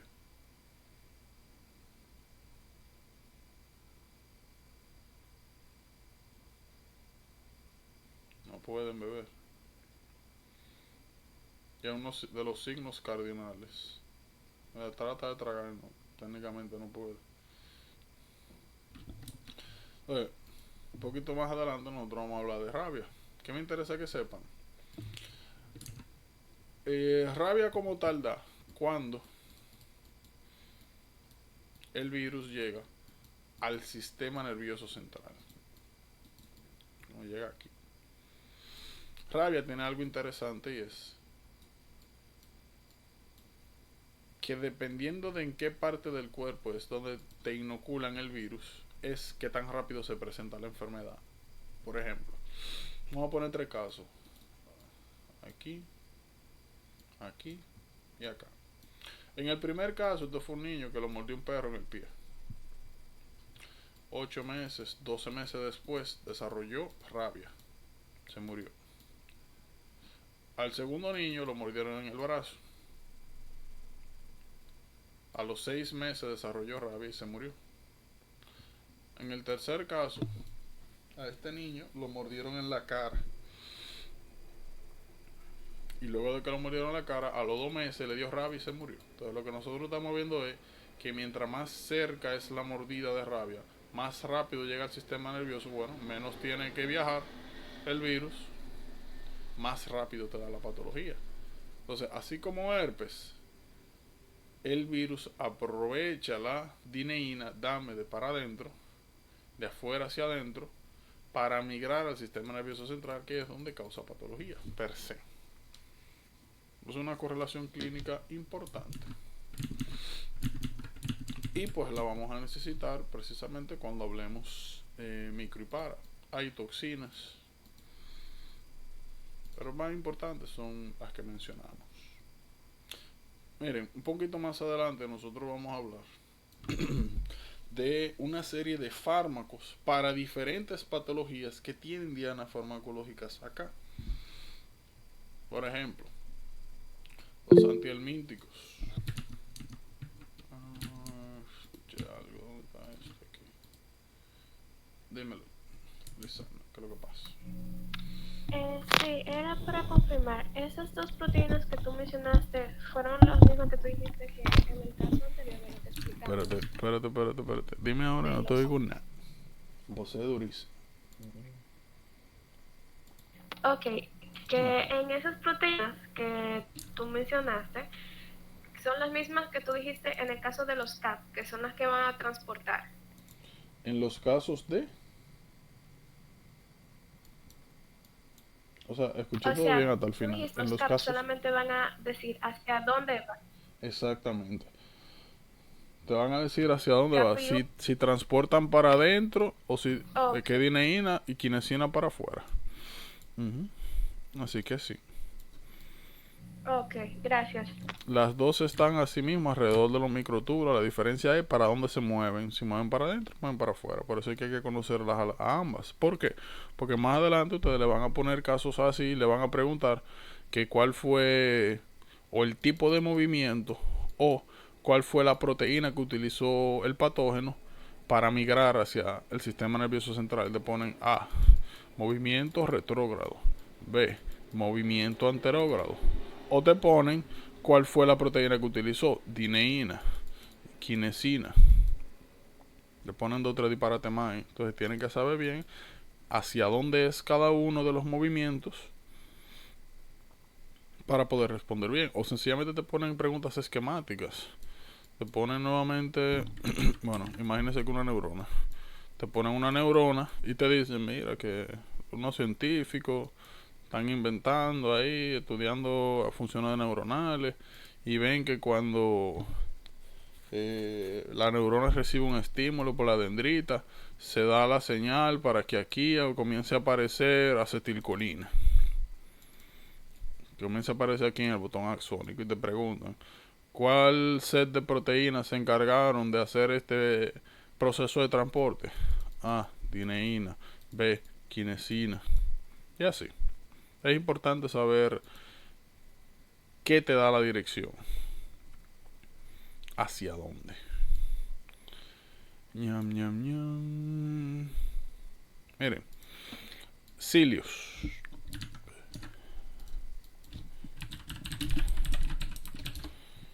Estructuras ciliares. Mira acá, los cilios. Los cilios son estructuras o extensiones protoplasmáticas. Me gusta esta imagen. Que como ven aquí están conformadas por, como ven acá, microtúbulos. Fíjense que aquí los microtúbulos de manera general estaban formados por heterodímeros. Aquí nosotros tenemos, miren aquí, microtúbulos en secuencias, en dobletes.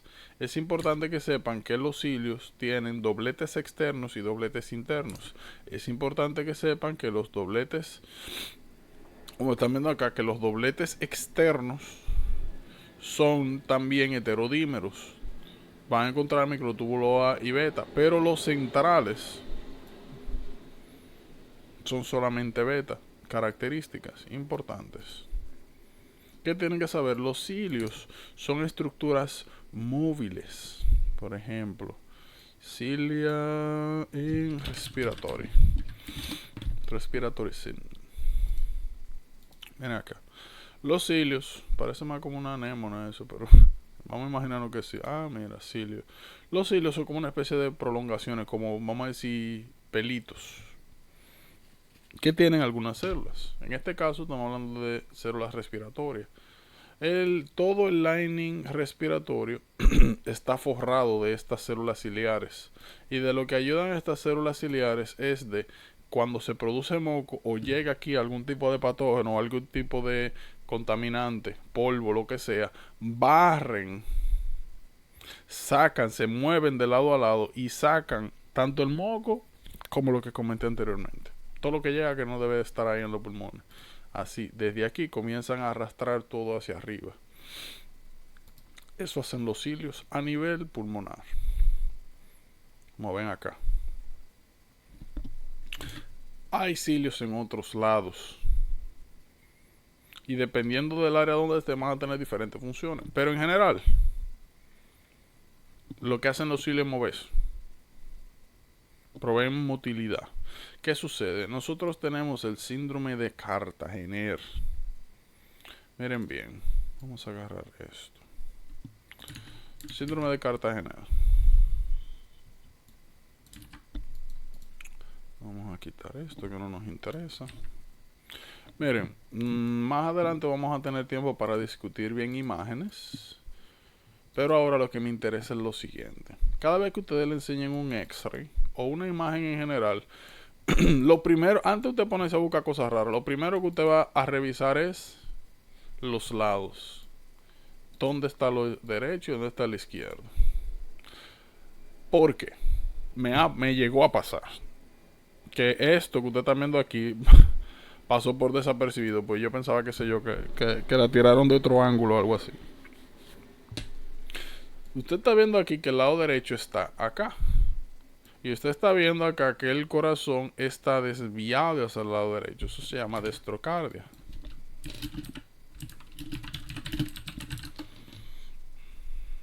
Miren acá, esto es lo normal. Ajá, esta imagen no es muy grande. Miren acá. Lo normal es que la silueta cardíaca esté desviada hacia la izquierda, no hacia la derecha. Eso es dextrocardia. En el síndrome de Cartagener, oigan bien, nosotros vamos a tener lo siguiente. Primero, hay un problema con la dineína. La dineína ya nosotros sabemos que es una proteína estructural motriz y que es un componente esencial de los cilios, que son estructuras precisamente mótiles. ¿Qué sucede? Cuando nosotros tenemos problemas con la dineína, los cilios se desarrollan, van a tener así estructuras ciliares, pero no se mueven de manera adecuada. Entonces, oigan bien, el síndrome de Cartagener se caracteriza por, primero, situs inversus. Situs inversus es una condición en la cual los órganos se encuentran en áreas no anatómicamente correspondidas. Por ejemplo, aquí lo normal es que usted tenga la silueta hepática aquí. Imagínense que tuviese la porción abdominal y el hígado está del otro lado. Situs inverso. El corazón, el hígado, todo funciona normal, pero está del otro lado. Que en vez de usted tener el páncreas aquí tirando para allá, el páncreas está mirando para el otro lado. Que en vez de usted tener el spleen en este lado, lo tenga de este lado. Situs inverso, inversión. Esto es destrocardia. Entonces, de ahora en adelante, cada vez que nosotros veamos destrocardia o la inversión de algún órgano en espejo, o sea, al otro lado, tenemos que pensar en síndrome de Cartagener. ¿Qué sucede? Los órganos, en su proceso de migración y de desarrollo, migran de diferentes áreas, eso lo vamos a ver en embriología cuando entremos a sistemas, migran a diferentes segmentos y buscan su posición anatómica. Parte de las estructuras que permiten el correcto movimiento y posicionamiento de los órganos son los cilios. Si usted tiene la dineína embromada, esos cilios no se mueven. Si los cilios no se pueden mover, los órganos se quedan en áreas donde no son normalmente, donde no hay correspondencia anatómica normal. Segundo, infecciones respiratorias recurrentes, tanto superiores como inferiores. Ya nosotros vimos que los cilios son un componente estructural importantísimo de las vías respiratorias. Sacan el moco, sacan las partículas raras. Cuando hablemos de pulmonar vamos a hablar bien de las vías respiratorias, pero por ejemplo superiores nos referimos principalmente a oído y sinuses. Inferior, ya ustedes saben que nos referimos es a neumonía. Cuando ustedes tienen patología donde hay neumonías recurrentes, constantes, o hay inflamaciones bronquiales, miren, vamos a decir que esto es un sistema pulmonar normal. Eso es normal. Cuando usted tiene inflamación constante de los bronquios, se puede desarrollar algo llamado bronquiectasia. Bronquiectasia es esto.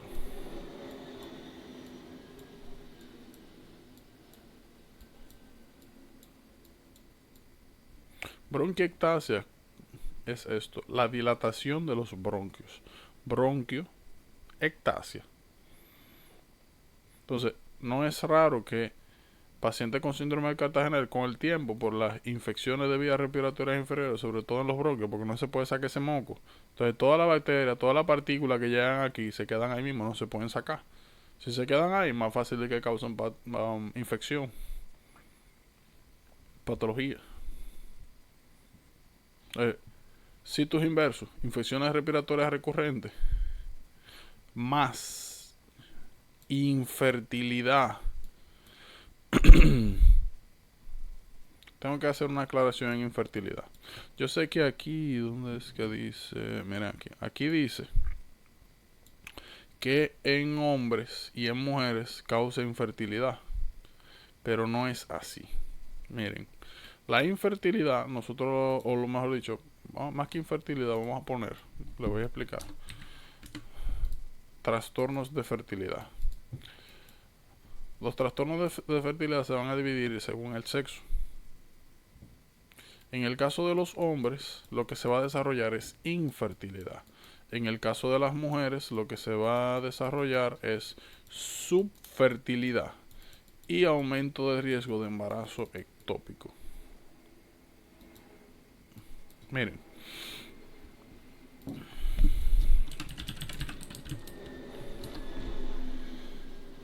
Espermatozoide.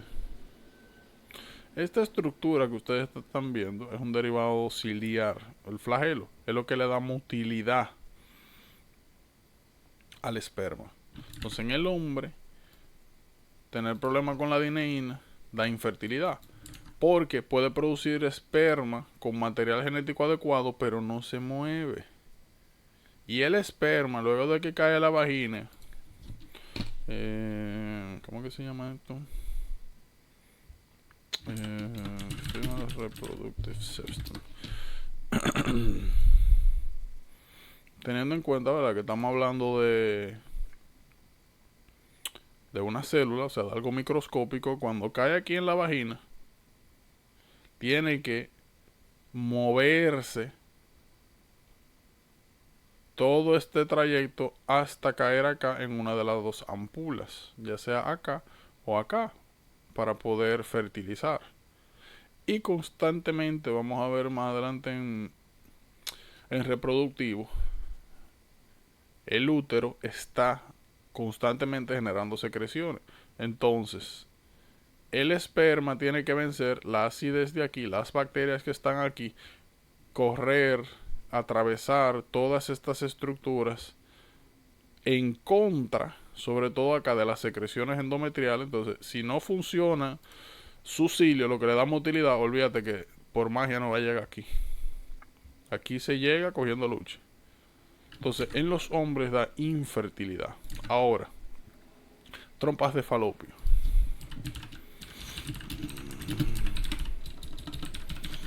En el caso de la mujer,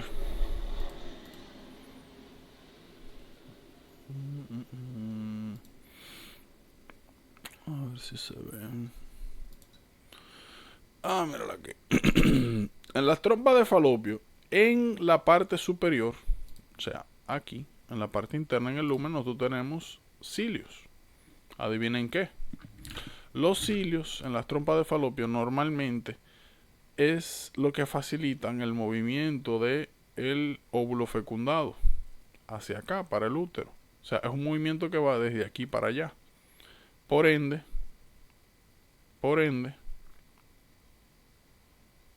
causa subfertilidad en mujeres. Imagínense que aquí llega un espermatozoide todo feliz, saca la ampula, fecundó. Normalmente ese huevo fecundado, para llegar acá a la cara posterior del útero, que es donde se implanta normalmente, necesita que los cilios de acá, estos cilios de la trompa de falopio, lo arrastren hasta aquí, lo lleven. Los óvulos no tienen cilio, necesitan que lo arrastren. Entonces, si nosotros no tenemos los cilios aquí, se puede quedar aquí o aquí mismo el óvulo fecundado, y eso es lo que nosotros llamamos embarazo ectópico. Entonces, en mujeres da subfertilidad y en hombres da infertilidad. Eso que ustedes están viendo ahí es la triada clásica de síndrome de Cartagener: citus inversus, infecciones respiratorias recurrentes, trastorno de fertilidad, infertilidad en hombres, subfertilidad en mujeres, aumento de riesgo de embarazo ectópico.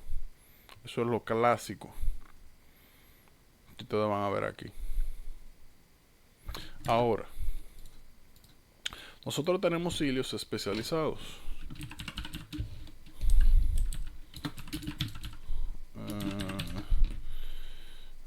Miren, en el oído interno, nosotros tenemos las células, miren acá, las células auditivas, que tienen unos cilios modificados llamados estereocilios.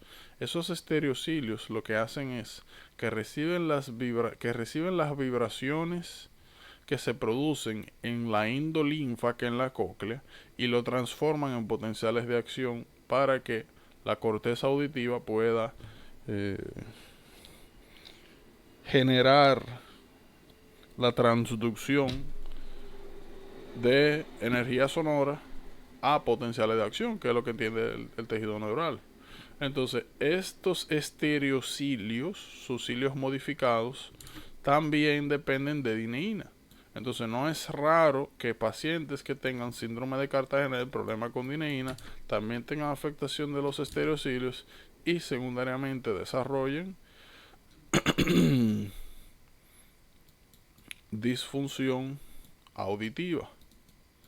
Eso no es raro. Ahora, nosotros también vamos a ver que hay algo llamado Eustachian tube. Nosotros vamos a ver que mira, aquí se ve bien chulo. Las tropas de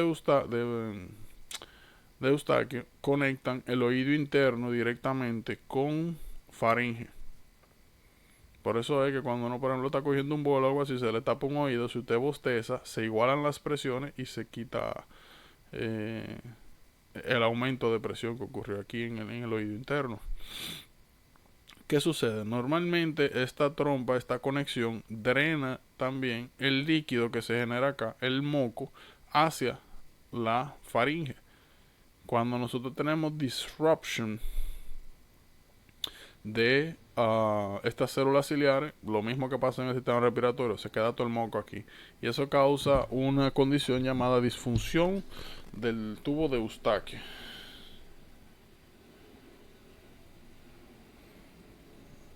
Bien importante.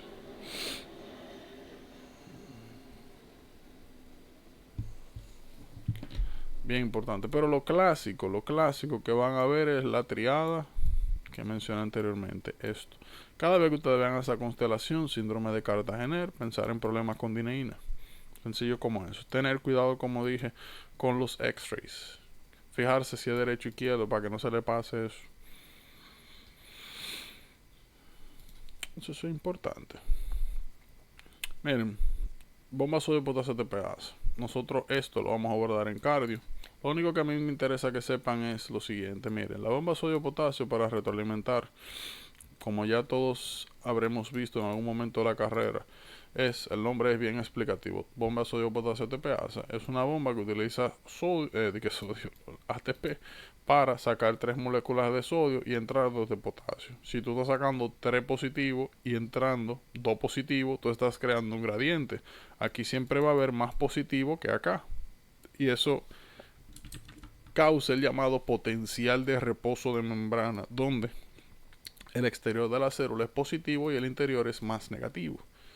Y eso es lo que nos va a permitir más adelante poder ocasionar los llamados despolarización de membrana. Ya, eso es lo único que me interesa. Otra cosa que sepan es un dato general, miren, 70-75% de toda la energía que nosotros consumimos todos los días es para esto nada más, para que ustedes vean lo importante que es.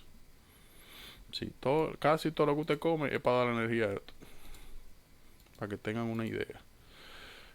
Aquí hay muchas aplicaciones farmacológicas, pero nuevamente eso es de cardio. En cardio vamos a hablar mucho de eso. Miren, colágeno. Nosotros tenemos más tipos de colágeno de ahí. Me parece que son como 15, 16 tipos de colágeno. Para nuestra suerte, solamente es necesario que nosotros conozcamos los primeros 4. Es esencial. Esto lo vamos a utilizar muchísimo.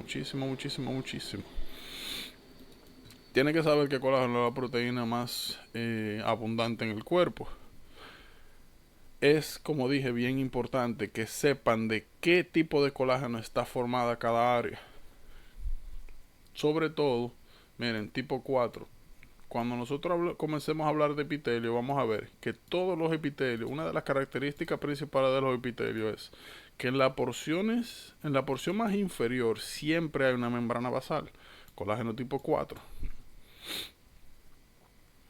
Cada vez que nosotros hablamos de vasos sanguíneos, mira, los vasos sanguíneos están el tejido de soporte conectivo, reticulina, colágeno tipo 3, cartilage, tipo 2, cartílago. Esto es un ganchito que siempre está ahí, núcleo pulposo. Miren,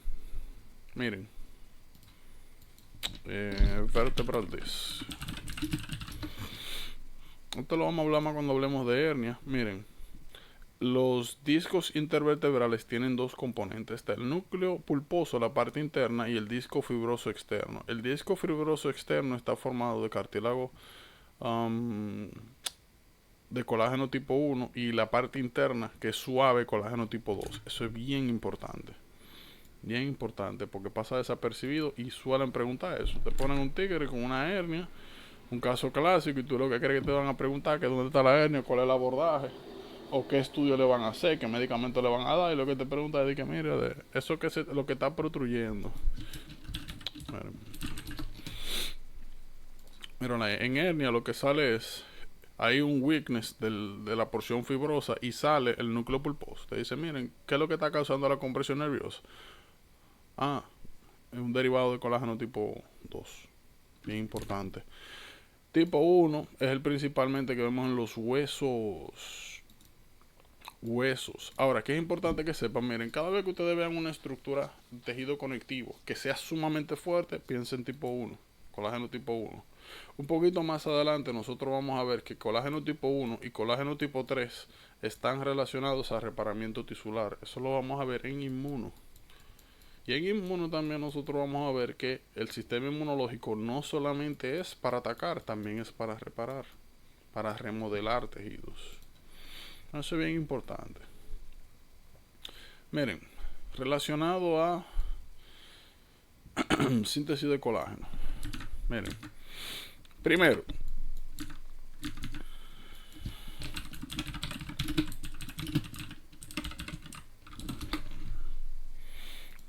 miren, cada vez que ustedes vean tejido conectivo, miren por ejemplo todo esto. Este tejido conectivo, hay diferentes tipos. Por suerte eso no es ahora mismo tan importante para nosotros, pero hay diferentes tipos.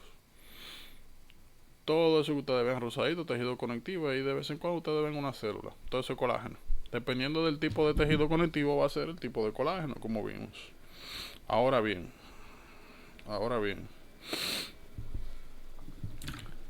¿qué es importante que sepan? El colágeno, como nosotros vemos, es una proteína que está destinada a estar en el espacio extracelular. Entonces, ya con nosotros solamente ver esto, ya nosotros tenemos que saber de dónde, qué organito es que sintetiza eso, retículo endoplasmático rugoso. Porque nosotros dijimos que todas las proteínas que se van al espacio extracelular o a la membrana provienen y se sintetizan acá. Sencillo. Como les decía, conexiones, entendimiento. Entonces, miren, ¿qué me interesa que sepan? Otra cosa. Si nosotros estamos viendo aquí cuando nosotros hacemos cuando estamos en el proceso de sintetizar colágeno, mire lo que pasa. Hay una fase que es lo que está descrito aquí, que es dentro del retículo endoplasmático rugoso. Así que si la molécula de colágeno recién sintetizada entra aquí a la cisterna de retículo endoplasmático, ya nosotros sabemos que este RNA mensajero tiene un peptide recognition particle, un péptido señal. Nuevamente, esas son las asociaciones que hay que comenzar a hacer, que tenemos que tener en la cabeza, que ya no tienen que decirnos de que mira, aquí hay un signo de recognition particle. No, usted ve que eso entró ahí, ya, eso está ahí. No hay que aplicárselo. Hay que tener eso en la cabeza, hay que tenerlo presente. Entonces, ya nosotros sabemos el cliché, núcleo de DNA, sale RNA mensajero, el proceso que se encarga de hacer esto, ya nosotros lo conocemos, que es transcripción, y aquí lo que estamos haciendo es translation, tampoco tienen que decirnos, ya nosotros lo conocemos. Retículo endoplasmático es que se encarga de esto, porque la proteína al final va para afuera, colágeno. Entonces, como habíamos mencionado anteriormente, luego de que una proteína se sintetiza en los ribosomas y es ingresada a la cisterna del retículo, es para modificarla. Entonces, lo que nosotros estamos viendo aquí es que el, um, el colágeno es una proteína que está conformada por tándem, por repeticiones de 3 aminoácidos: glicina, prolina y lisina. Por si acaso, una pregunta clásica del STEP: ¿cómo nosotros podemos tener una idea de la cantidad, la densidad de aminoácidos que tiene una molécula de colágeno en específico? Eso va a depender de la cantidad de glicina, porque si estamos diciendo que el colágeno es glicina, prolina, lisina, glicina, prolina, lisina, glicina, prolina, o sea, se repite lo mismo muchas veces. Si usted puede contar la cantidad de glicina que tiene, ya usted sabe la cantidad de los otros segmentos que tiene, porque siempre es uno. O sea, siempre la secuencia es así, en tándem de 3. Bien importante eso. Entonces, lo primero que se hace es, en la síntesis proteica, sacar la secuencia de aminoácidos. Lo segundo que ocurre aquí adentro, luego de sintetizar esta cadena, es comenzar a modificar. Miren lo primero que pasa: hidroxilar. La glicina no se hidroliza, lo que se hidroliza es los residuos de prolina y lisina, convirtiéndola en hidroxiprolina e hidroxilisina. Es importante que sepan que este paso de aquí requiere vitamin C. Es importante que sepan que el colágeno es uno de los componentes esenciales que se utiliza en el proceso de reparación tisular y de mantenimiento del tejido conectivo. Por eso vamos a ver un poquito más adelante, cuando hablemos de deficiencia de vitamina C en Scurvy, de que una de las características de deficiencia de vitamina C es la pérdida o el delay wound repair, que cuando una persona se hace una cortada, así como los diabéticos, dura un mes con la cortada y para eso sanas. También eso nos va a ayudar a nosotros a entender por qué cada vez que una persona va a cirugía, independientemente de cuál sea la razón, se suplementa posteriormente con vitamin C, para que haya el vitamin C suficiente para todo ese colágeno ahora que va a pegar ese tejido, que va a reparar ese tejido y favorecer el cierre del wound que se creó. Ahí, como le dije, es importante conocer los procesos, no solamente de qué va a pasar, sino para saber por qué se hacen algunas cosas. Primera modificación, hidroxilar. Segunda modificación, agregar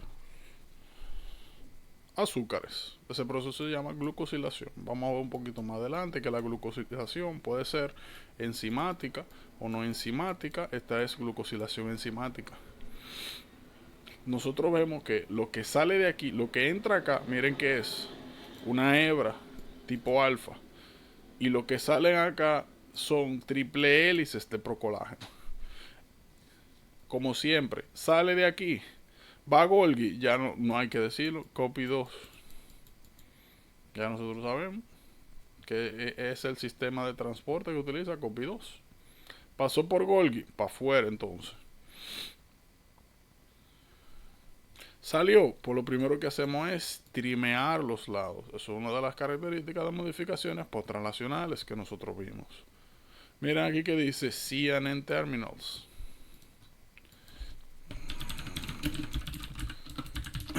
Todas las proteínas siempre van a terminar en un, mírenlo aquí, en un C-terminal, grupo carboxilo, y un grupo amino en terminal.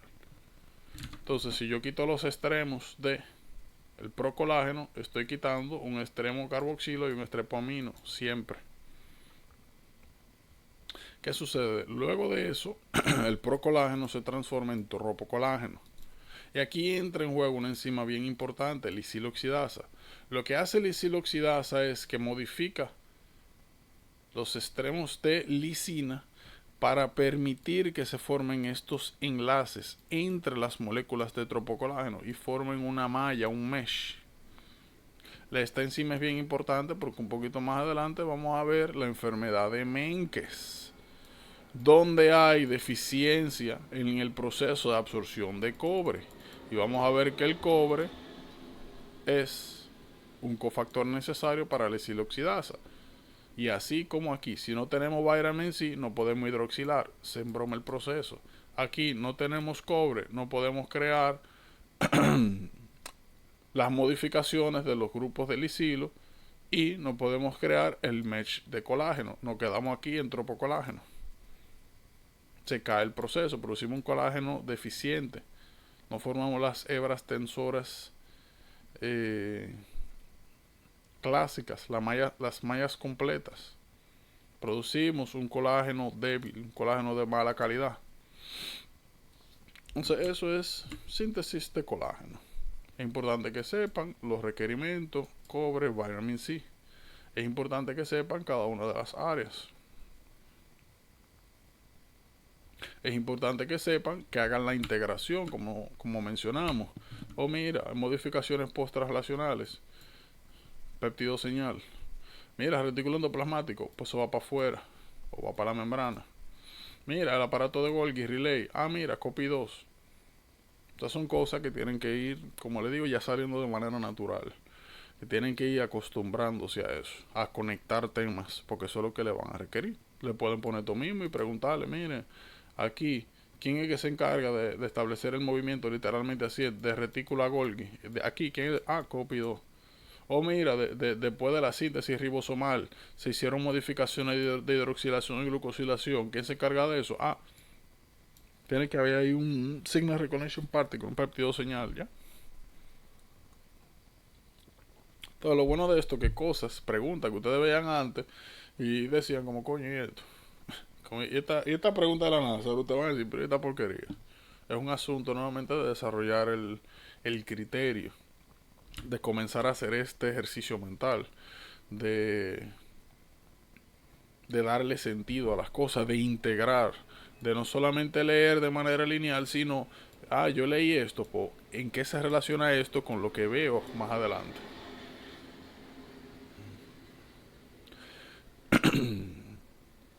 Eso es lo más importante del estudio y de conocer el material. ¿Tienen alguna pregunta de por aquí? ¿Todo bien, todo claro? ¿O cartagenero? ¿O de lo último que hemos visto? ¿O todo bien?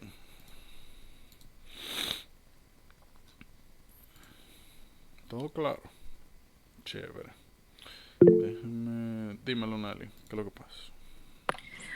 Tú me vas a matar, pero tú, por favor, bien rápido, puedes repetir lo del péptido recognition. No hay ningún problema. Signal Recognition Particle. Hay una man que yo no veo, yo la guardé por ahí, lo que pasa fue que yo me puse a borrar documentos de estos días. Pero hay una que es bien chula. Mira, esta me gusta. Mira acá, señorita.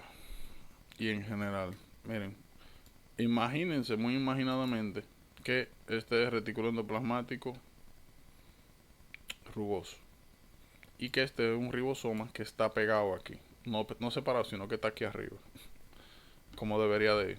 Entonces, a medida que el ribosoma va tomando el RNA mensajero, va sintetizando la proteína. Si a la primera porción de esa proteína nosotros le pegamos un péptido señal, lo que hace este péptido señal es que indica que cuando esta proteína se termine de sintetizar, va a pasar esto. Se va a pegar a un receptor de péptido señal, se va a entrar esa proteína dentro del retículo endoplasmático y eso va a determinar, esto, cuando se le pega una proteína, es lo que uno va a decir, hey, mira, esa proteína cuando se termine de sintetizar hay que meterla dentro del retículo para modificarla. Que eso fue lo que nosotros hicimos aquí. Terminamos de sintetizar la molécula de preprocolágeno. Vamos a meterla para acá. ¿Por qué? Porque hay que modificarla. Hay que hidroxilarla, hay que glucosilarla para que sea funcional. Entonces el Signal Recognition Particle es un marcador. Me dice cuáles proteínas que se sintetizan en los ribosomas tienen que entrar al retículo, a la cisterna, aquí adentro, para ser modificadas. No todas las proteínas que se sintetizan en el retículo endoplasmático rugoso tienen que entrar a este. Muchas de ellas sencillamente siguen por ahí su vida, pero las que hay que modificar tienen que ser marcadas con el Signal Recognition Particle. Mejor ahora, Nali. Sí, muchas gracias. Chévere. ¿Alguna otra pregunta, señoritos y señoritas? ¿O todo bien claro? Ok. Entonces, déjenme ver algo. Chévere, vamos a ver algunas patologías, pruebas de laboratorio. Por si acaso, miren. Cloning y CRISP no lo vamos a ver ahora, lo vamos a ver en micro, por si acaso. Después todo lo otro sí lo vamos a ver full. Y seguimos. Ah, mira qué chulo. Por si acaso, Hardy-Weinberg. Hardy-Weinberg no lo vemos ahora. Hardy-Weinberg lo vamos a ver con Public Health. Ustedes van a entender un poquito más adelante que. Pero en pocas palabras es porque Hardy-Weinberg nos permite a nosotros estimar el riesgo de que una persona desarrolle una patología genética, pero tomando en cuenta no a los padres, sino a qué tan frecuente es esa patología en una población determinada, donde se cumplen ciertas características. Eso es, o sea, el punto de vista acá es poblacional. Eso lo vamos a ver en Public Health, que es donde está ese insight. Ya después de ahí, sí, para adelante todo. Seguimos. Así que nada, mañana vamos a hablar de estas patologías, como siempre, versus cómo identificar los diferentes tipos, consideraciones, y de ahí para adelante. Miren, por si acaso aquí vamos a hacer mucho énfasis en Marfan versus homocistinuria, que es uno de los diferenciales clásicos del STEP 1. Clásico. Por si acaso, homocistinuria está un poquito más adelante, pero aquí nos vamos a encargar de manera general de hacer un overview y de compararlo con Marfan sobre todo. Así que chévere, si no hay más preguntas.